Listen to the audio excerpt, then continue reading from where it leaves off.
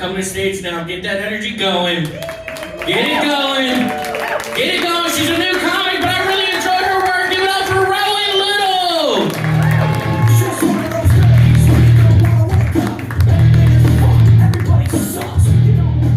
Awesome. Thank you for having energy. I sure don't. Good afternoon, gang.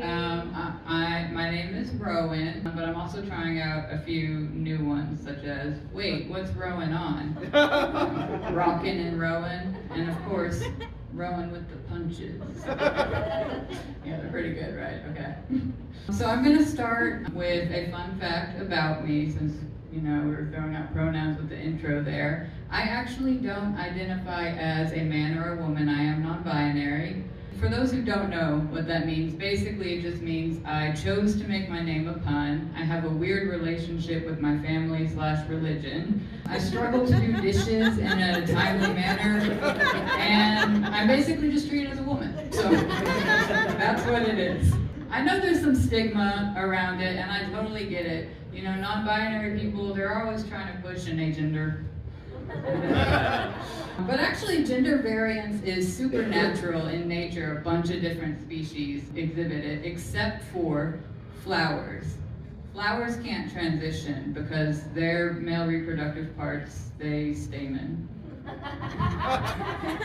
All right, for those who don't understand the joke, the male reproductive parts of flowers are called stamen, so stamen, yeah. And I know you guys are wondering, where are the women in this? Don't worry, the feminists would tell you, women in STEM. Yeah, next game. Botany's fun. Speaking of nerd stuff, a couple weekends ago I went to a Renaissance fair in Indiana. I love going to a Ren fair in the countryside. It just feels so familiar because you got barns and nobles. And I have a big issue with movies nowadays. They're just so bright and so loud, especially when you have migraines. It has me over here squinting Tarantino. Yeah. I go to see these remarkably bright features, and I have to watch after it the blockbuster Project Hail Triptans, which is a migraine. Okay, none of y'all have migraines. That's fine. Another thing about movies, recently I've been really intrigued by the economies of sci-fi universes. It seems like a lot of them are based around weapons smuggling by poor people to fund the empires of rich people. I call it Reaganomics. Yeah. Our current government draws a lot from sci-fi too. People kept saying release all the Epstein files, release the suicide note, and they released it, and the best we got is, these are not the charges you're looking for. Or, if you strike me down, what you want me to do, bust out crying? All right, those are for the Star Wars fans. Thank you guys.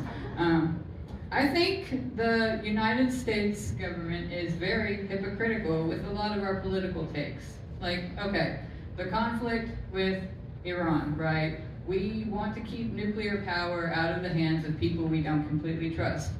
So why in the ever-loving heck does every American household have a microwave? I'm so serious. Microwaves are an insane concept, if we're being honest. Some guy in Chernobyl probably was like, man, I really want some pizza rolls, but I don't want to wait for the oven to preheat.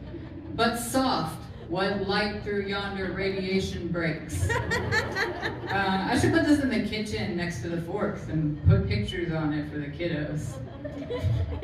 A crazy concept. Genuinely, if I had a kid, I think I would just wrap them in bubble wrap and let them sit in a room forever. Seems kind of the safest option. That's why I don't have kids. All right, gang. That's all for me. Thank you for that.